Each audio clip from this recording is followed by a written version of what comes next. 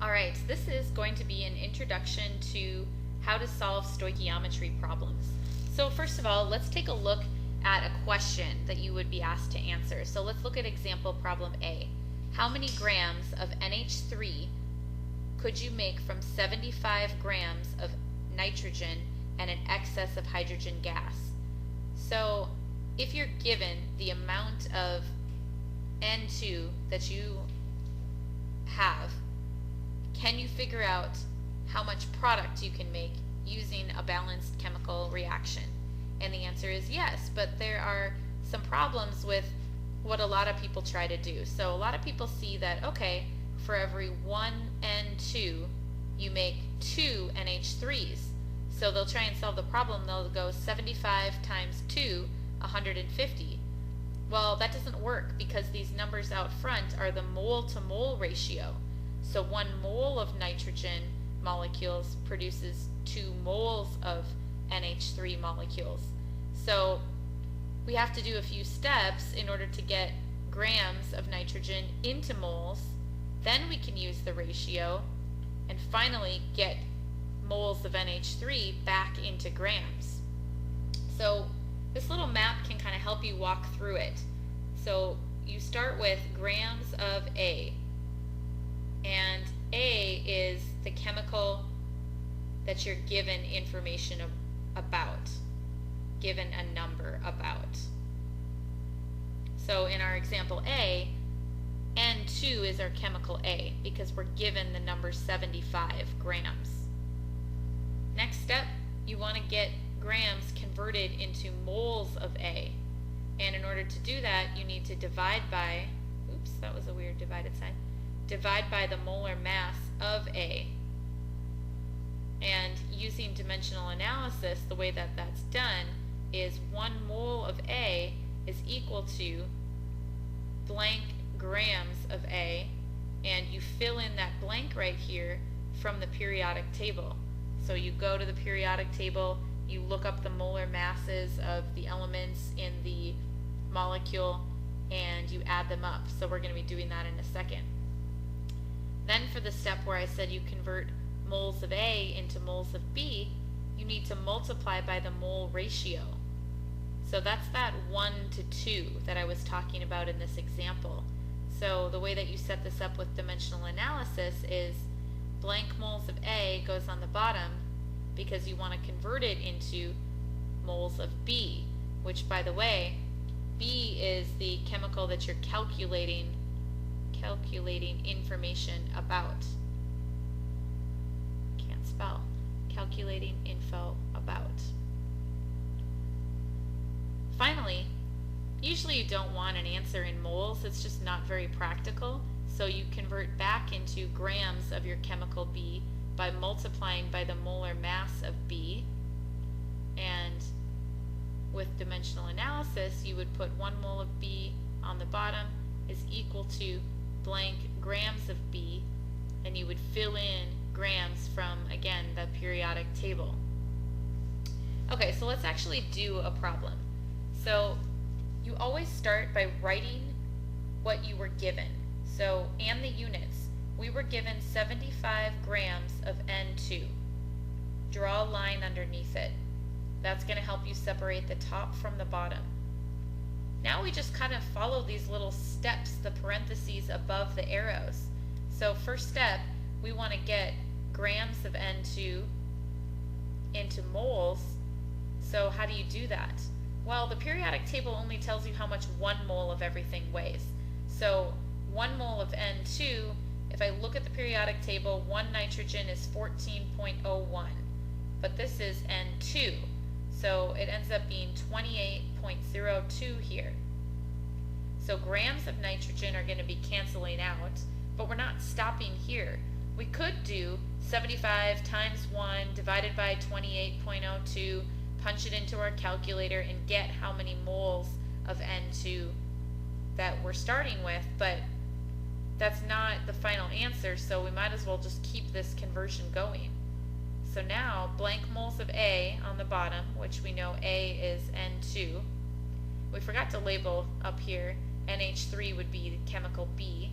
So blank moles of NH3 goes on the top. This is the step people always forget how to do. But the moles over moles, you always look at the numbers out front of the balanced equation. So here we've got a 1 to 2 ratio of nitrogen to NH3. Now moles of N2 are going to cancel out. So if I stopped here and multiplied everything on the top divided by everything on the bottom, I would have how many moles of NH3 I could make. But that's not what the question asked, so let's not stop there. 1 mole of NH3, let's get it into grams of NH3. I go to my periodic table, nitrogen is 14.01, and each hydrogen is 1.01. So I've got to add in 3 of those. So the molar mass ends up being 17.04 grams of NH3. Now, I take a look at everything on the top and I multiply it. So 75 times 1 times 2 times 17.04. And then I do the same thing on the bottom, everything on the bottom. 28.02 times 1 times 1. Okay? In my calculator, whatever I got for the top, now I divide by whatever I got for the bottom. And the answer for this one is 91.2 grams of NH3 could be made from 75 grams of N2. Something people do in their calculators, it's not very relevant to this problem, but then when there's numbers greater than 1 on the bottom in more than one place, they forget to put parentheses in their calculator for the bottom numbers being multiplied together. So just look out for that. Let's do another example. This time we're starting with 12.8 grams of hydrogen, and we want to convert that into figuring out how many grams of NH3 we could make. So first step again, blank grams of H2, because that's our chemical A now, is equal to 1 mole of H2. Look it up on the periodic table. The molar mass of H2 is 2.02. Then we use the mole-to-mole ratio. For every 3 moles of H2, you make 2 moles of NH3. Finally, our last step is the same as the first question, because 1 mole of NH3 is equal to 17.04 grams of NH3. Grams of H2 cancels out, moles of H2 cancels out, moles of NH3 cancels out, grams of NH3 is on top, which is good. Multiply everything on the top divided by everything on the bottom, you get 72 grams of NH3.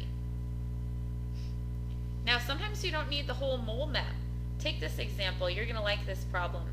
5.4 moles of N2, how many moles of H2 would be required to react with it? So we need our balanced equations still, and right now we're only going from moles to moles, so we just need that one step. Blank moles of N2 converted into moles of H2. Record the numbers out front. For every 1 mole of N2, you make 3 moles of, or you need 3 moles of H2. Multiply across the top, divide by the bottom. I get 16.2 moles of H2 required, which makes sense. It's a 1 to 3 ratio, so you need 3 times as much hydrogen to react. How about this one? You're starting with 22 moles of H2. Start by writing what you know and draw a line underneath it. Use that mole-to-mole ratio again. For every 3 moles of H2, you produce 2 moles of NH3. Multiply across the top, divide by the bottom. Final answer, 14.7 moles of NH3. Couple more. Here's one where you're going from grams and you're stopping at moles of B. So we've got 20 grams of H2. That means we're going to need to convert grams into moles right away on this one. We already know H2 is 2.02 grams per mole. Then we go back up to the top, look at the balanced equation. For every 3 moles of H2, you only need 1 mole of N2 to react. Multiply across the top, divide by the bottom. For this one, I get 3.3 N2. At this point, if you've just been watching, trying to scramble as I write, I would pause the video and see if you can do this last one on your own, and then go ahead and hit play and see if you did it right. Alright, so this time you're starting with 118 grams of nitrogen. Draw a line underneath it. Blank grams of nitrogen is 1 mole of nitrogen, so we're going to need to look at the periodic table. N2 would be 28.02 grams per mole. For every 1 mole of N2, you need 3 moles of H2 to react. Moles of N2 cancels out, multiply across the top, divide by the bottom. I get 12.6 moles of H2. Notice how I'm always writing the full units. Don't worry too much about stressing out about how to round. Your focus on, are you setting these questions up right? Are you canceling out your units, which I didn't do on a lot of these, I'm noticing. So you should go back and do that and make sure that you're labeling everything correctly. Alright, good luck. The key to success